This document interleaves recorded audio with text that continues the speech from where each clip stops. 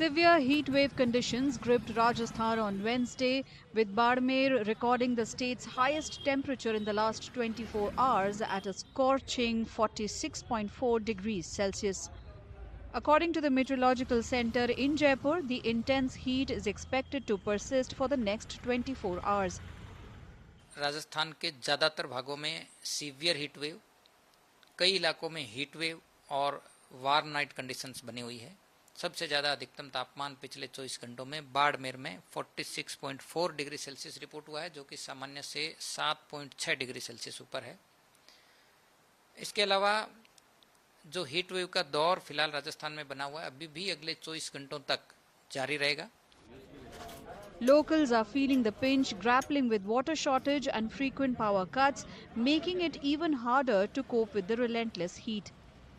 ज़्यादा से ज़्यादा गर्मी पड़ रही है, पानी की किल्लत है और लोग हैं जो मवेशी है, पक्षी है वो मर रहे हैं। ज़्यादा से ज़्यादा गर्मी पड़ रही है। क्या लोग क्या बचाव कर रहे हैं इस गर्मी को लेकर? क्या बचाव कर रहे हैं, लोग मर रहे हैं। गर्मी ज़्यादा पड़ी है, इससे ज़्यादा पड़ी तो लोग मरेंगे और क्या होगा।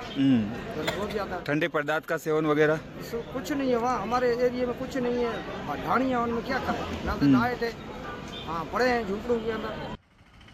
Many believe the intense heat is a consequence of environmental degradation and are urging the government to tackle the water crisis and take concrete steps to protect the environment.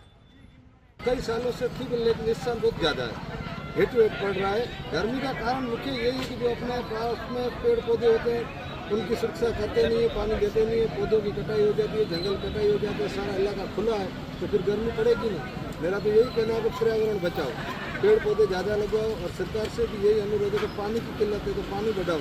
पानी की वजह से पेड़ पौधे होंगे तो गर्मी कम रहेगी। According to officials at the Meteorological Center, a new western disturbance may bring thunderstorms and light rain to parts of Bikaner, Jaipur, Bharatpur and Jodhpur divisions on April 10th and 11th. These showers are expected to lower temperatures by 2 to 4 degrees, offering some much-needed respite from the intense heat. एक नया पश्चिमी विक्षोभ अगले 24 घंटों में ही सक्रिय होने की संभावना है और इस सिस्टम के असर से 9-10 अप्रैल से ही कुछ भागों में थंडरस्टॉर्म, डस्ट स्टॉर्म की एक्टिविटी होने की संभावना है।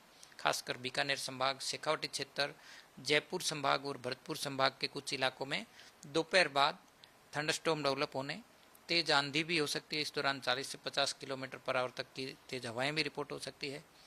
तो इस सिस्टम के असर से अगले 24 घंटों बाद तापमान में 2 से 4 डिग्री सेल्सियस की गिरावट होगी।